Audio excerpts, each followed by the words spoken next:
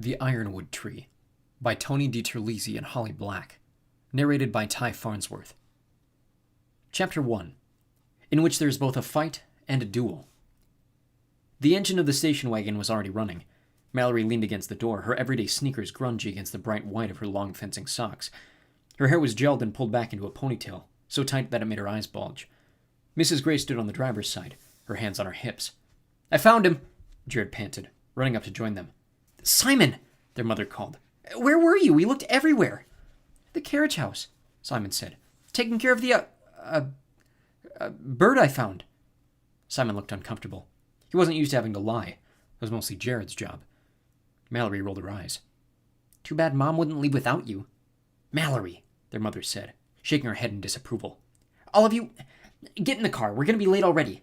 And I still have to drop something off." As Mallory turned to put her bag in the trunk, Jared noticed that her chest looked strange. Stiff and weirdly big. "What are you wearing?" he asked, pointing. "Shut up," she said. He snickered. "It's just that you look like you've got—" "Shut up," she said again, getting into the front seat of the car while the boys climbed in the back. "It's for protection, and I have to have it on." Jared smiled against the window and watched the woods go by. There hadn't been any fairy activity in more than 2 weeks. Even Thimbletack had been quiet. And occasionally Jared had to remind himself that it was real. Sometimes it seemed like everything could be explained away. Even the burning water had been dismissed as simply being from a contaminated well. Until the old plumbing could be connected to a central line, they used gallons of supermarket water without Mom thinking it was strange. But there was Simon's Griffin, and that couldn't be explained by anything but Arthur's field guide. "Stop chewing on your ponytail," their mother said to Mallory. "What is making you so jittery? Is this new team really that good?" "I'm fine," Mallory said. Back in New York, she'd fenced in sweatpants and a team jacket chosen from a pile. There'd been a guy who'd hold up his hand on your side if you scored. But at the new school, fencers wore real uniforms and had electronic rapiers wired to a scoring machine that flashed lights when someone got hit. Jared thought that was enough to make anyone jumpy. Apparently their mother had another explanation. "It's that boy, isn't it? The one you were talking to on Wednesday when I picked you up." "What boy?" Simon asked from the back seat, already starting to laugh. "Be quiet," said their mother, but she answered anyway. "Chris, the fencing captain. He is the captain, isn't he?" Their sister grunted noncommittally. "Chris and Mallory sitting in a tree. Kissing," Simon sang. Jared giggled, and Mallory turned toward the back seat, eyes narrowed. "Want to lose all your baby teeth at once?" "Don't listen to them," their mother said. "And don't worry. You're a smart, pretty girl and a great fencer. I bet he likes you." "Mom!" Mallory groaned and sank lower in the front seat. Their mother stopped at the library where she worked, dropped off some paperwork, and returned to the idling car, somewhat out of breath. "Come on, I can't be late," Mallory said, smoothing her hair back unnecessarily. "It's my first match." Their mother sighed. "We're almost there." Jared resumed looking out the window in time to see what looked like a deep crater. They were driving over a stone bridge. The school bus never went this way. "Simon, look, what's that?" "It's an abandoned quarry," Mallory said impatiently, "where people used to dig up rocks." "A quarry," Jared echoed. He remembered something from the map they'd found in their great-uncle Arthur's study. "Think they found any fossils?" Simon asked, half crawling over Jared to look out the side of the window. "I wonder what dinosaurs lived in this area." Their mother was already piling the car into the school parking lot. She didn't answer. Jared, Simon, and their mother climbed up onto the gymnasium bleachers while Mallory went to sit with her team. Already seated were a few other families and a smattering of people Jared recognized from school. A rectangular pad was spread out on the floor with lines taped on it. Mallory called it a piste, but Jared thought it looked like a long black mat. Behind it was a folding table where the scoreboard sat, its large colored buttons making it look more like a game than something important. The director was fiddling with the wires, connecting them to a foil and testing the force needed to make the buzzer sound and the lights flash. Mallory sat down on a metal chair at one end of the piste and started unpacking her bag. Chris squatted down to talk with Mallory. The other team milled around the opposite end. All the uniforms were so white they made Jared's eyes hurt. Finally, the director announced it was time for the first bout. He called 2 fencers up and made each of them strap a small receiver to the back of their pants, then attach cords to their foils. It all looked so professional. As the fencers began, Jared tried to recall what Mallory had said about the flashing lights, but he couldn't. "This is stupid. I like fencing better without all this junk," Jared said to no one in particular. 2 matches later, Jared had figured out that the colored lights meant that the hit was good, but the white light meant that the hit didn't count. Only hits in the chest counted, which was dumb, really. Jared had always thought that getting hit in the leg hurt plenty, and Jared had practiced with Mallory enough to know. Finally, Mallory was called to the mat. Her opponent, a tall boy called Daniel something or other, snickered as he put on a mask. He obviously had no idea what was coming. Jared elbowed Simon as his brother put a pretzel into his mouth. He's gonna get it. Ow, said Simon. Cut it out. Mallory's ponytail bounced as she advanced. Her sword struck Daniel hard in the chest before he could parry. The director raised one hand and the scoreboard lit up with a point for Mallory. Jared grinned. Their mother was craning her whole body forward as if there was something to hear other than the clang of the thin metal blades, locked in the pattern of the attack, parry, and riposte. Daniel lunged desperately, too upset to control his advance. Mallory countered, turning her defense into an attack and scoring another point. Their sister beat Daniel without being touched once. They saluted each other formally, and the boy took off his mask, red-faced and breathing hard. When Mallory's mask came off, she smiled, eyes slitted with satisfaction. On the way back to the metal chairs, the fencing captain gave Mallory a quick, awkward hug. Jared couldn't see very well, but he could have sworn that Mallory's face flushed darker than it had been when she stepped off the mat. The bouts went on, with Mallory's team doing pretty well. When it was the captain's turn to fence, Mallory cheered loudly. Unfortunately, it didn't seem to help. He was defeated by a narrow margin. Slinking back to his seat, he walked past her without a word and shrugged off her attempts to talk to him. When Mallory was called up to the mat again, Chris didn't even look up. Jared watched from the stands and scowled. His scowl deepened when he noticed a blonde-haired girl in white fencing garb rooting through his sister's bag.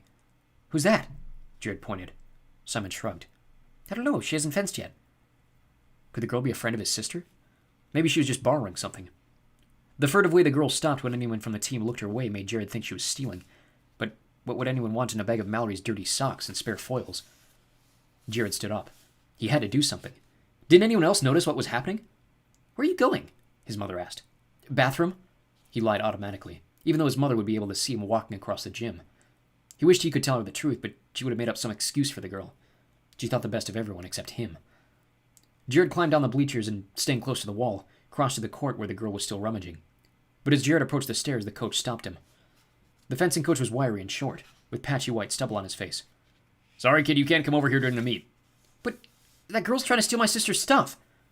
The coach turned. Who? As Jared swung around to point her out, he realized that she'd disappeared. He fumbled for an explanation.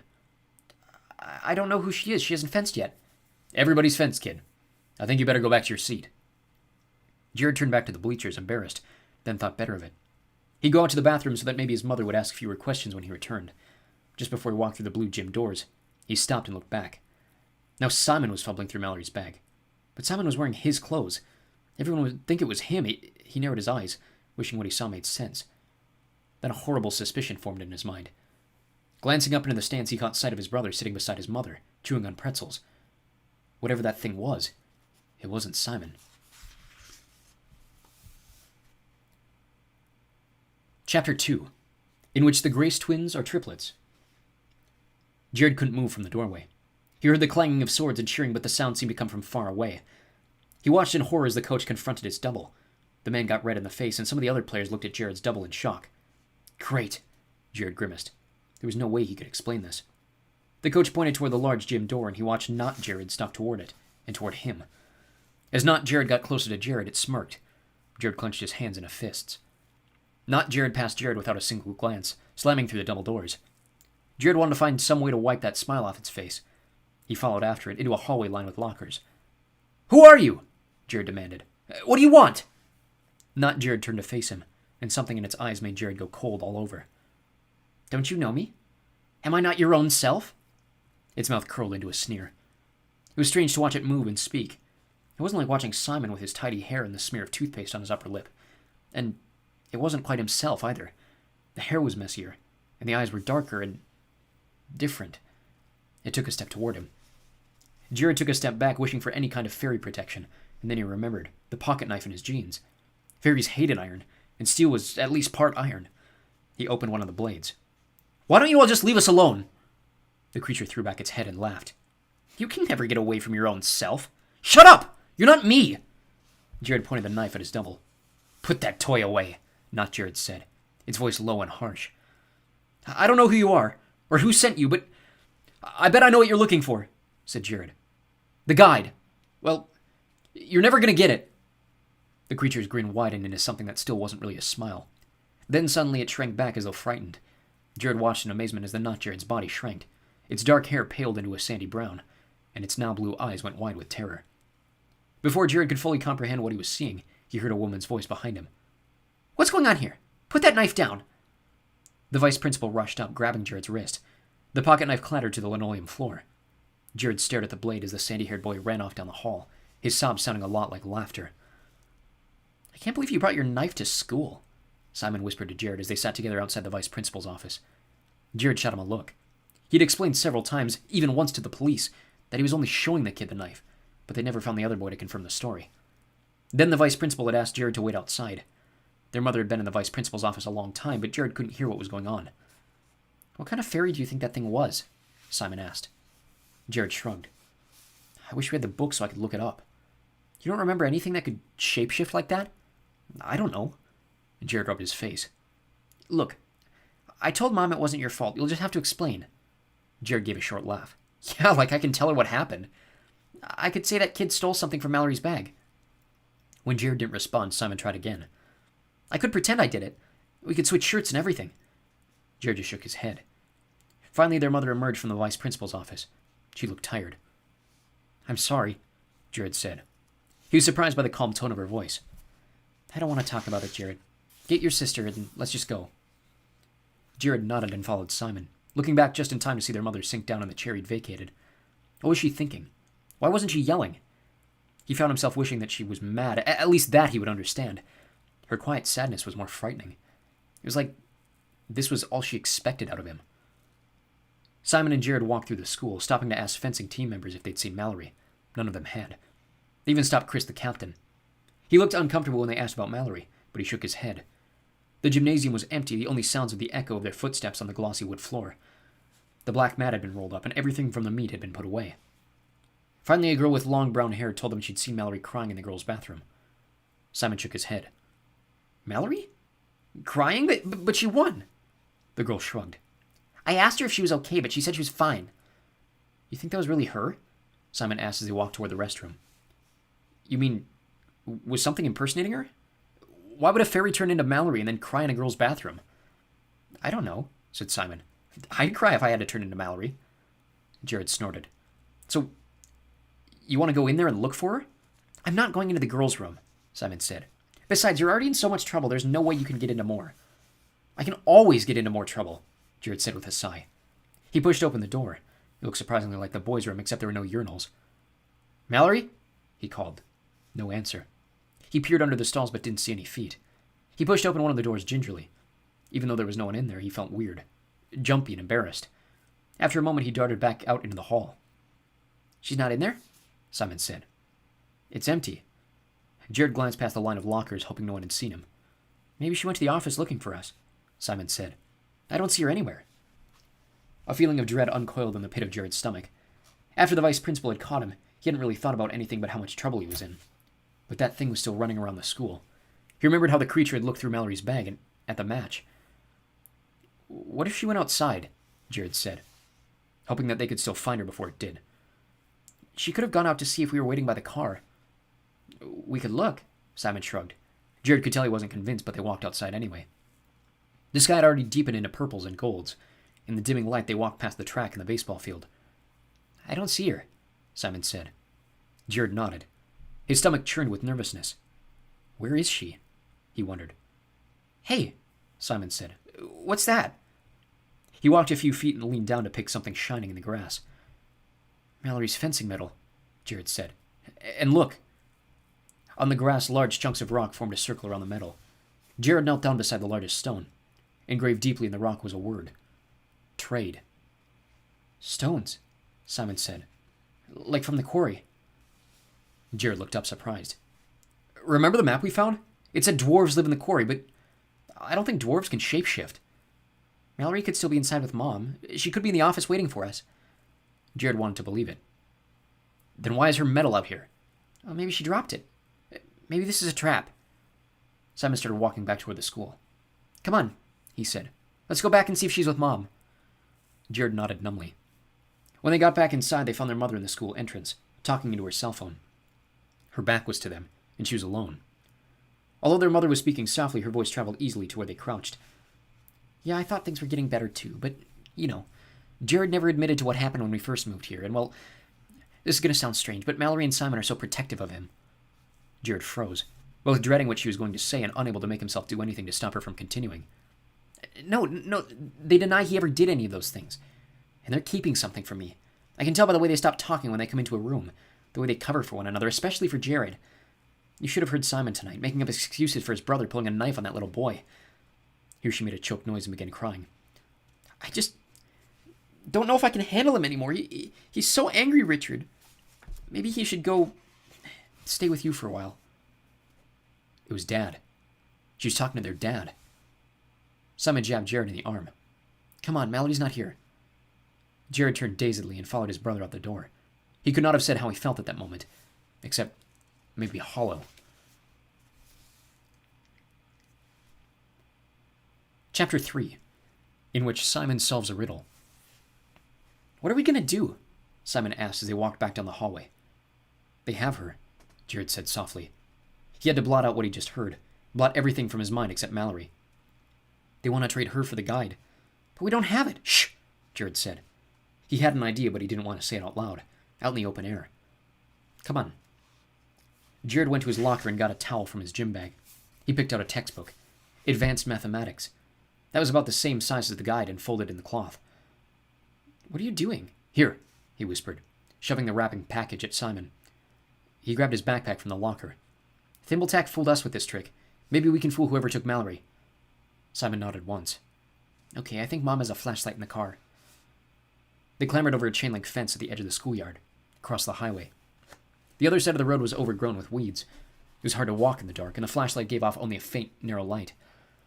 They climbed over a large pile of rocks, some covered in slick moss, others cracked in parts. As they went, Jared couldn't stop replaying what he'd overheard. He thought about the awful things that his mother believed, and the even more awful things she was likely to believe now that he disappeared. No matter what he did, he wound up deeper and deeper in trouble. What if he were expelled? What if she were to send him out to live with his dad, who wouldn't want him? Jared, look, said Simon. They had come to the edge of the old quarry. The rock had been mined jaggedly. Chunks of stone stuck out like ledges along the nearly 30-foot drop to the uneven valley below. Scrubby bits of grass grew along the walls from thick veins of dirt. The highway ran over the top of the cavern, elevated on a thick stone bridge. It's weird to mine rocks, isn't it? Simon asked. I mean, they're just rocks. Probably granite, he continued when Jared didn't answer. Simon wrapped his thin jacket tighter around himself. Jared shone his flashlight along the walls, catching a streak of rust and a blush of ochre in the beam. He had no idea what kind of stone it was. Simon shrugged. So, how are we going to get down there? I don't know. Why don't you tell me if you know so much? Jared snapped. We could... Simon started, but he trailed off and Jared felt bad. Let's just try to climb down, said Jared, pointing. We can jump to that ledge and then try to get to another one. It's pretty far down. We should get a rope or something. We don't have time, Jared said. Here, hold the light. Thrusting the metal cylinder into his twin's hands, Jared sat on the edge of the cliff. Without the flashlight, when he looked down, he saw only the deep darkness below. Taking a breath, he scooted off, letting himself drop to a stone shelf he could not see. Turning, he tried to stand. Light shone in his eyes, blinding him. He stumbled and fell forward. Are you all right? Simon called.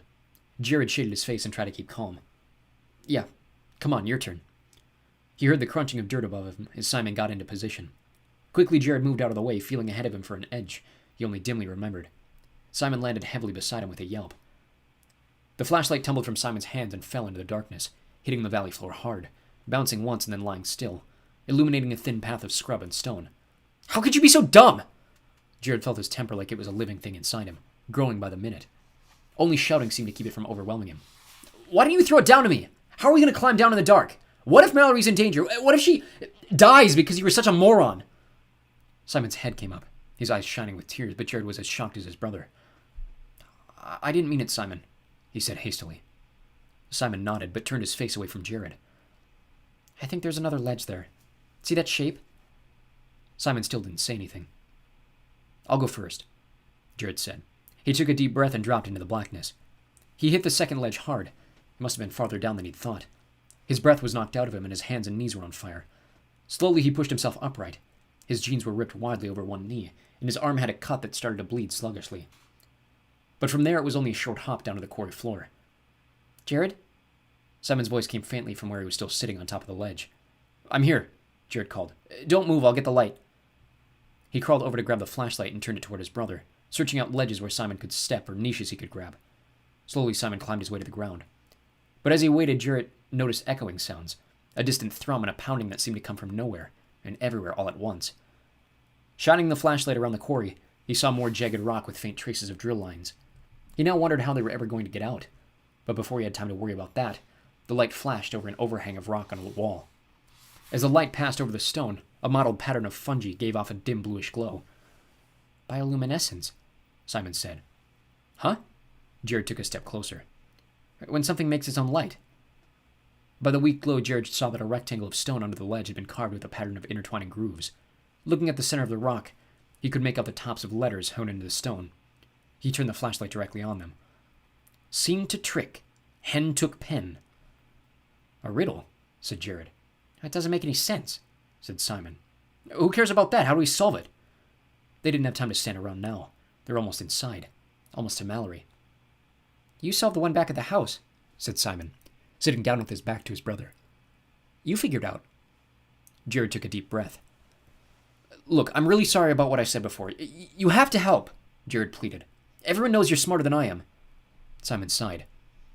I don't understand the riddle either. A hen is a grilled chicken, right? And a pen could be the place where they keep the chickens. I don't know about the rest. Jared looked at the words again. He couldn't seem to concentrate. What trick could a chicken perform? Maybe they were supposed to offer eggs at the entrance? Did the guide say anything about chickens and fairies? He wished he had the book now. Hey, wait a minute, Simon said, turning around and kneeling up. Give me that light. Jared handed over the flashlight and watched as Simon scratched out the message in the thin dirt with his finger. Then he started scratching out certain letters and writing them above in a different pattern. Mites open 3 talk con. What are you doing? Jared sat down beside his twin. I think you have to rearrange the letters to get the real message. Like those puzzles in the paper that Mom's always doing. Simon inscribed a third phrase in the dust. Knock 3 times to open. Wow, said Jared. He couldn't believe that Simon had figured it out. He never would have solved it. Simon grinned. Easy, he said, walking up to the door and knocking 3 times in the hard stone face. Just then the ground shifted underneath them, and both twins fell into the chasm that opened beneath their feet.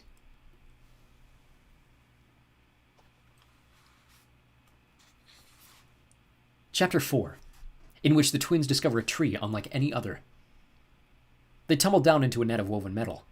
Yelping and kicking, Jared tried to stand, but he couldn't seem to get a foothold. Abruptly, he stopped struggling and got elbowed in the ear by his brother. Simon, stop! Look! Glowing fungi covered the walls in patches, illuminating the faces of 3 small men with skin as gray as stone. Their clothes were drab and sewn from rough fabrics, but their silver bracelets, crafted in the shape of serpents, were so intricate that they seemed to slither around with the men's thin arms. Their collars were woven with golden threads, beaten so fine that they might have been cloth, and their jeweled rings were so lovely that each of their dirty fingers gleamed. What have we here? Prisoners, said one with a voice like gravel. Seldom have we any live prisoners. Dwarves, Jared whispered to his brother. They don't seem very hi-ho, Simon whispered back.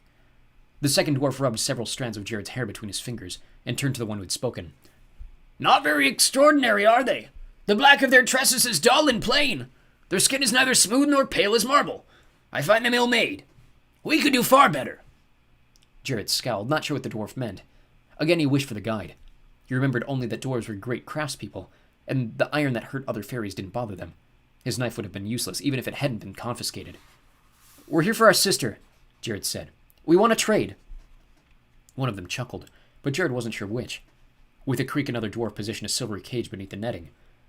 The courting said you would come. He's very eager to meet you. Is he like the dwarf king or something? Simon asked. The dwarves did not answer. One pulled on a carved handle and the net opened. Both boys fell heavily into the cage. Jared's hands and knees felt raw all over again. He slammed his fist against the metal floor.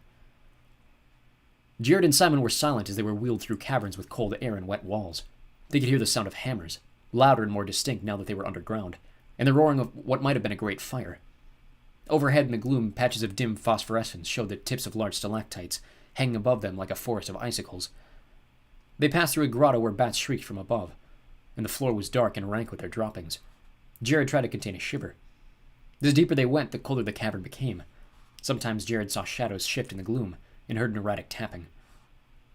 As they moved through the narrow corridor past dripping columns, Jared breathed in the damp mineral scent with relief, after the stink of the bats. The next chamber seemed to be filled with dusty piles of metal objects. A golden rat with sapphire eyes darted out of a malachite goblet and watched them pass. A silver rabbit lay on its side, a winding key around its neck, while a single bud of platinum lily opened, then closed, and then opened again. Simon looked at the metal rat with longing. Then they moved into a large cavern where they saw dwarves carving statues of other dwarves into the granite walls. The sudden brightness of the lantern light stung Jared's eyes, but as he passed the dwarves, he thought he saw one of them carving an arm's move. From there they moved into an enormous space where a massive tree grew underground. The thick trunk reached up until it was lost in the shadows, branches forming a canopy over them. The air was filled with a strange metallic birdsong. "That can't be a tree," Simon said. "There's no sun. No sun means no photosynthesis." Jared peered at the trunk. "It's metal," he said, realizing that the leaves were all of beaten silver. High in the tree, a copper bird beat its mechanical wings and stared down with cold jet eyes. "The first Ironwood Tree," said one of the dwarves. "Behold, mortals, a beauty that will never fade." Jared looked up at the tree with awe, amazed by how one metal had been forged as rough as bark and twisted into branches, while another was as delicate as a filigree. Each silver leaf was unique, veined and curled like a real one. "Why do you call us mortals?" Jared asked. "Don't you know your own tongue?" a dwarf said and snorted. "It means one who is fated for death. What else should we call you? Your kind wither in the blink of an eye." He leaned close to the bars of the cage and winked. Several passages led from the cavern out onto corridors that were too dim for Jared to see where they led. The cage was wheeled through one, a wide columned hallway that led into a smaller room. Sitting on a throne hewn from enormous stalagmites was another gray-skinned man, this one with a wiry black beard. His eyes shone like green jewels. A metal dog stretched out on a deerskin rug before the throne. The dog sighed, rising and falling in time with a thin mechanical wheeze, just as if it were really sleeping. On its back, a single key slowly turned. Around the throne were other dwarves, all of them silent. "My lord courting," said one of the dwarves. "It is as you said. They have come looking for their sister." The courting stood. "Mulgarath told me you would come. How fortunate you are to be here. How honored that you will see the beginning of the end of human rule." "Whatever," Jared said. "Where's Mallory?" The courting scowled. "Bring her," he said, and several of the dwarves immediately shuffled off. "You would do well to watch what you say. Mulgarath will soon reign over the world, and we, his loyal servants, will be at his side. He will strip the land bare for us, and then we will build a glorious new forest of ironwood trees. We will rebuild the world in silver, and copper, and iron." Simon crawled to the edge of the cage. "Well, that doesn't make any sense. What are you going to eat? How are you going to breathe without plants to make oxygen?" Jared smiled at Simon. Sometimes it wasn't so bad having a know-it-all for a twin brother. The courting scowl deepened. "Do you deny that we dwarves are the greatest craftspeople you have ever seen? You need only to look at my hound there to see our superiority. His silver body is more lovely than any fur. He is faster, he needs no food, and he neither drools nor fawns." The courting nudged the dog with its foot. The dog turned and stretched before resuming its wheezy sleep. "I don't think that's what Simon was trying to say," Jared began, but he was interrupted by 6 dwarfs entering the room. A long glass box was on their shoulders. "Mallory!"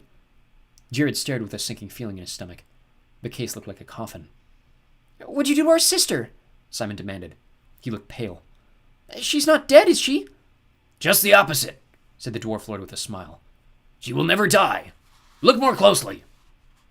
The dwarf set down the glass case on an ornately sculptured stand beside Jared and Simon's cage. Mallory's hair had been arranged and hung in one long braid, snaking past her waxy pale face. A circlet of metal leaves rested above her forehead. Her lips and cheeks were rouged, as red as a doll's, yet her hands held the hilt of a silvery blade. She had been dressed in a white gown of frothy lace.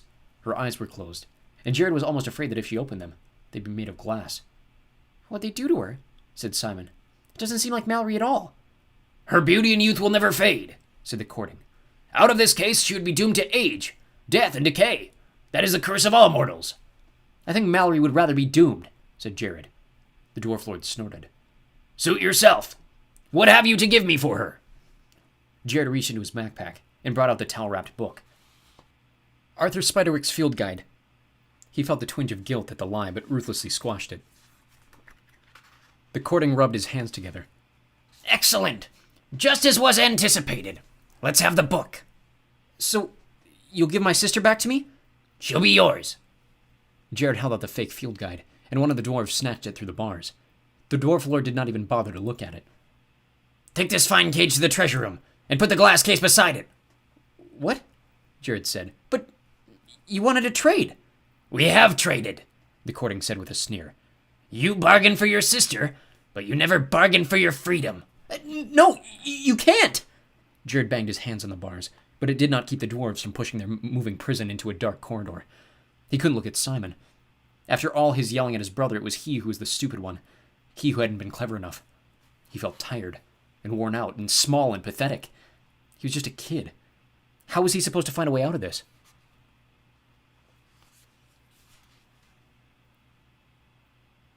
Chapter 5, in which Jared and Simon wake Sleeping Beauty.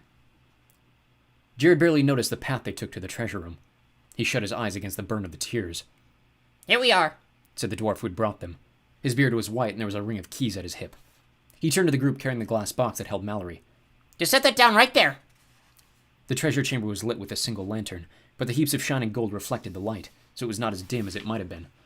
A silver peacock with lapis and coral-studded tails pecked at a copper mouse sitting atop a vase in a way that suggested more boredom than malice. A white-bearded dwarf peered at them while the others trooped out. He grinned at them fondly. I'll just see if I can find something for you boys to play with. Perhaps, gobstones? They even stand up and hurl themselves. I'm hungry, Simon says. We're not mechanical. If you're going to keep us here, you're going to have to feed us. The dwarf squinted. True enough. I'll bring you a mash of, spiders and turnips. That'll fix you right up. How are you going to give it to us? Jared asked suddenly. There's no door. Oh, there's a door, all right, said the dwarf. I made that cage myself. Sturdy, isn't it? Yeah, said Jared. Real sturdy. He rolled his eyes. Wasn't it bad enough that they had gotten tricked and were stuck in a cage? Did the dwarf really have to rub it in? See, the lock is inside this bar. The dwarf trapped one of the bars lightly with his finger. I had to make the gears really tiny. Had to work with a hammer the size of a pin. If you look, you can see the seam of the door. See right there. Can you open it? Simon asked. Jared looked at him with surprise. Had Simon been planning the whole time, while Jared had been busy just being upset? You want to see it in action? Asked the dwarf. Yeah, said Jared, not quite believing that they were going to get this lucky. Well, okay, boys. Now, step back for a moment. There. Just once. And then I better get your food. What a treat to finally get to use all these things. Jared smiled encouragingly. The dwarf took the key ring from his belt and selected a tiny key. It was the size and shape of a whistle, with a complicated pattern of ridges on it. He inserted it into one of the bars, although Jared couldn't see the hole from their side of the cage. With a twist of the dwarf's wrist, clicks, clunks, whirs, and whizzing noises all came from the whole rail. There! The dwarf pulled on the bar, and a front section of the cage swung open on hidden hinges. But just as the boys were moving forward, the dwarf quickly shut it. Wouldn't have been as much fun if you hadn't at least tried to escape, he chuckled, moving to hook the key ring back on his belt. Jared darted his hand out and grabbed for the key ring at the same time. The keys clattered to the floor. Simon scooped them up before the dwarf could. Hey! No fair! Said the dwarf. Give those back! Simon shook his head. But you have to. You're prisoners. You can't have the keys. We're not giving them back, Jared said. The dwarf looked panicked. He walked to the edge of the hall and yelled, Quick! Someone send guards! The prisoners are escaping! When no one came, he fixed Jared and Simon with a glare. You better stay right there, he said, and darted out into the hall, still calling for guards. Simon fitted the key into the door, and they jumped out of the cage. Hurry, they're coming! We have to get Mallory! Jared gestured to her case. There's no time, said Simon. We'll come back. Wait, Jared said. Let's hide here. They'll think we ran away. Simon looked panicked. Where? On top of the cage. Jared pointed to the solid silver lid of the cage. He scrambled on top of a nearby pile of loot and used it to climb up. Come on. Simon climbed halfway up, and Jared hauled him to the top. They had just enough time to curl up tightly before dwarves burst into the room. They're not here either, one dwarf said. Not in the hallway, not in any of the nearby rooms. Jared smirked against the cool metal. Wind up the dogs. They'll find them. Dogs? Simon mouthed to Jared as the dwarves shuffled out of the room. What's the matter? Jared smiled, giddy at the success of their plan. You love dogs. Simon rolled his eyes and dropped to the floor, kicking a candelabrum and scattering a few pieces of hemamite. He picked one up and tucked it at his pocket. Stop making so much noise, Jared said, trying to climb down carefully and nearly toppling a copper rosebush. They knelt beside the glass case, and Jared unlatched it. There was a hiss as the lid lifted, as though some invisible gas was escaping. Inside, Mallory was motionless. Mallory, Jared said. Get up! He pulled at her arm, but it was limp and flopped back onto her chest when he let go. You don't think someone needs to kiss her, do you? Simon asked. Like Snow White? That's gross. Jared couldn't remember anything about kissing in the field guide, but he couldn't remember anything about glass coffins either. He leaned and gave her a quick peck on the cheek. There was no response. We have to do something, Simon said. We don't have much time. Jared grabbed a lock of Mallory's hair and tugged hard. She twitched slightly and half opened her eyes. Jared sighed with relief. Get off me, she muttered, and tried to turn on her side. Help me get her up, Jared said, moving the sword off of her and onto the floor. He pulled her body a little ways up before she slipped back into the case. Come on, Mal, Jared said into her ear. Up! Simon slapped her cheek. She twitched again, opening her eyes groggily. What? She managed. You have to get out of there, said Simon. Stand up! Lean on the sword like a cane, Jared suggested. With her brother's help, Mallory managed to get on her feet and stagger out of the hallway. It was empty. For once, Simon said, things are actually going our way. Just then they heard the distant sound of a hollow metallic barking.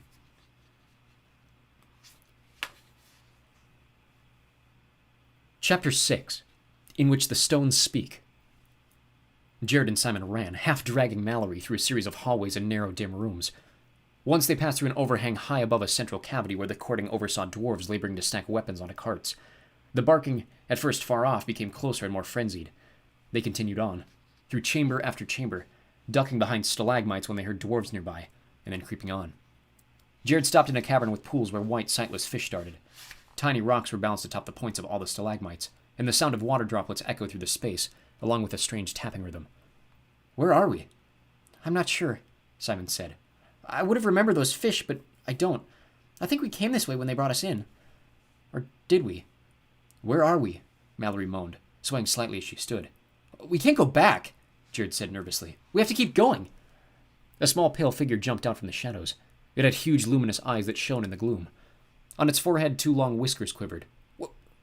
What's that? Simon whispered. The creature tapped on the wall with one long, multi-jointed finger, then pressed a large ear against the stone.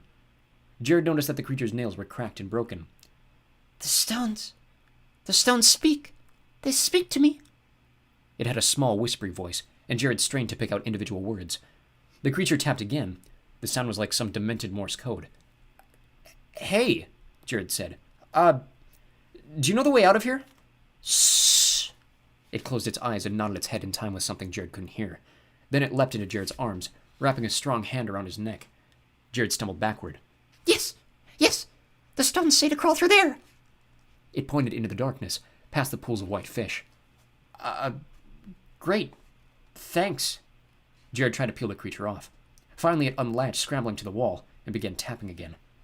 What is that? Simon whispered to Jared. A really weird dwarf? A nodder, or a banger, I think, Jared whispered back. They live in mines and warn miners of collapses and stuff. Simon made a face. Are they all insane? It's worse than that Fuka. For you, Jared Grace. The creature pressed a smooth, cold stone into Jared's hand. The stone wants to travel with you. Thanks, Jared said.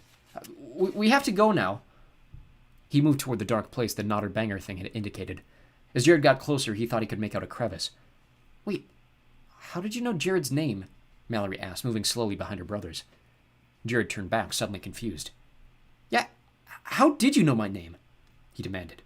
The creature rapped on the cave wall again, an uneven series of taps. The stones tell me. The stones know all. Right, Jared continued on. The creature had actually pointed them toward a small opening in the wall of the cave.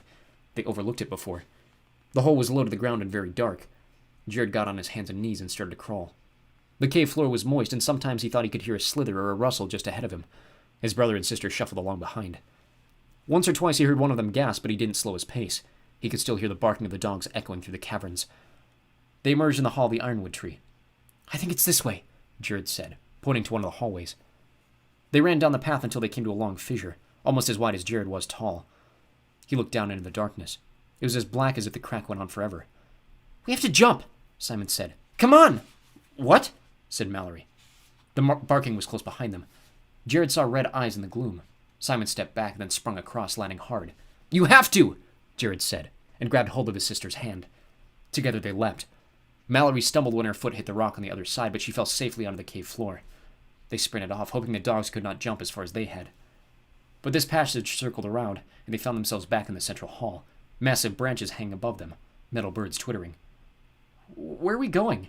Mallory whined as she leaned on the sword. "I don't know," Jared said, catching his breath. I don't know. I don't know! "I think maybe this way," Simon offered. "We already went that way, and we wound up here." The barking of the dogs was so close that Jared expected them to burst into the room at any moment. "How can you not know where to go?" Mallory demanded. Do you remember how you got in here?" I'm trying. It was dark and we were in a cage. What do you want me to do?" Jared kicked the base of the tree as if to emphasize his point. The leaves quivered, clanging together like 1,000 chimes. The sound was deafening. One of the copper birds fell to the ground, its wings still twitching, and its beak opening and closing soundlessly. "Ah, crap," said Mallory. Metal dogs burst into the room from several corridors, their sleek, jointed bodies effortlessly covering the distance between the entrance and the siblings. Their garnet eyes blazed. "Climb!" Jared yelled, honking his foot on the lowest branch and reaching back for his sister's hand. Simon clambered up the rough iron bark. Mallory lifted herself dazedly. "Come on, Mallory!" Simon pleaded. She swung her leg onto a branch just as a dog lunged. Its teeth caught hold of the end of her white dress and ripped it. The other dogs swarmed close, tearing the cloth. Jared threw the stone that he'd been clutching in one hand. It flew past the dog's head and rolled ineffectually against the cave wall. One of the dogs bounded after the rock. At first, Jared thought that maybe the stone was magical. Then he noticed that the dog had carried it back in his teeth, metal tail wagging like a whip. "Simon," Jared said, "I think that dog is playing." Simon looked at the dog for a moment, and then started to shimmy down the tree. "What are you doing?" Mallory demanded. "Mechanical robot dogs are not pets!" "Don't worry," Simon called back. Simon dropped to the ground, and the dog stopped barking suddenly, nosing him as though deciding whether or not to bite. Simon stood very still. Watching him, Jared couldn't breathe. "Good boys," Simon soothed, his voice shaking only slightly. "Want to fetch? Want to play a game?" He reached forward and gingerly took the stone from between the dog's metal teeth. All the dogs bounced in the air at once, barking happily. Simon looked up at his siblings and smiled. "You've got to be kidding me," Mallory said. Simon threw the stone, and all 5 dogs bounded after it. One snatched it up in its jaws and marched back proudly, the others trailing eagerly. Simon leaned down to pet their metal heads. Their silver tongues lolled from their mouths. Simon threw the rock 3 more times before Jared called down to him. "We have to go," he said. "The dwarves are going to find us if we wait any longer." Simon looked disappointed. "Okay," he shouted to them.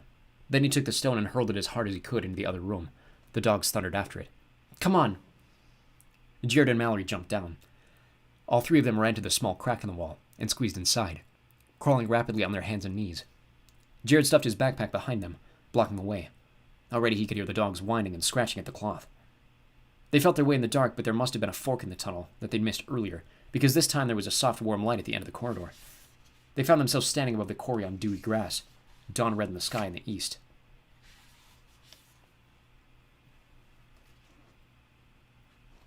Chapter 7, in which there is an unexpected betrayal. Mallory looked down at herself in disgust. "I hate dresses. What happened? Why did I wake up in a glass box?" Jared shook his head. "We're not really sure. I guess the dwarves grabbed you somehow. Do you remember anything?" "I was packing up my things after the match," she shrugged. "Some kid said that you were in trouble." "Shh," Simon said, pointing into the quarry. "Get down." They knelt in the grass and peered over the edge. A horde of goblins poured out of the caves.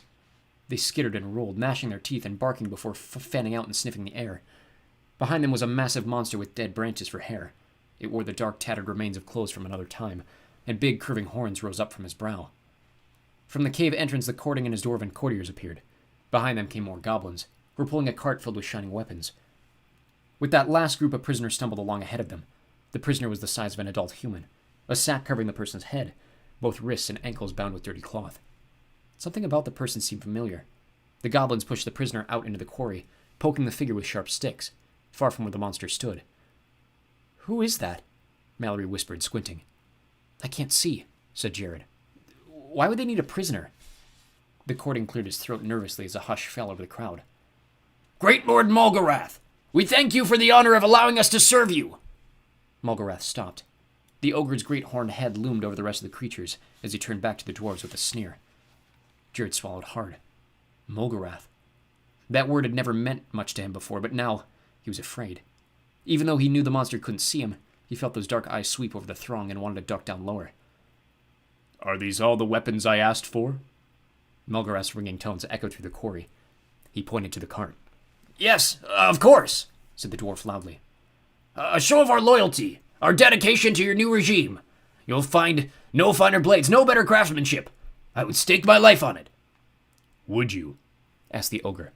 He drew Jared's fake field guide from a large pocket. And this? Would you also stake your life that this is the book I asked you to obtain? The dwarf lord hesitated. I did as you asked. The ogre held up a battered book with a laugh.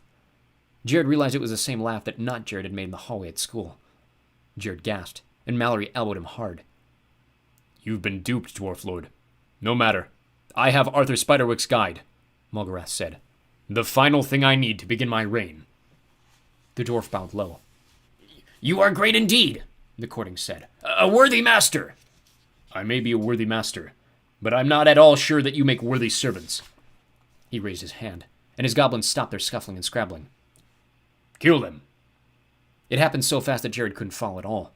The goblins seemed to surge forth as one, some stopping to pick up the dwarf-forged weapons, most just attacking with their claws and teeth. The dwarves hesitated, shouting, and that moment of panic and confusion was enough for the goblins to be upon them. The goblins bit, clawed, and slashed until not a single dwarf was left standing. Jared felt sick and numb. He'd never seen anything be killed before. Looking down, he felt like he might throw up. We have to stop them. There's no way we can do this alone. Look at them all, Mallory said. Jared glanced at the sword still clutched in Mallory's hand, its fine blade gleaming in the rising sun. It would never be enough to take on all of them. We have to tell Mom what's going on, Simon said. She won't believe us, Jared said. He wiped the wetness from his eyes with his shirt sleeve and tried not to look down at the broken bodies in the quarry. What if she doesn't believe us? We still have to try, said Mallory. And so, with the screams of the dwarves still echoing in their ears, the three Grace children started toward home.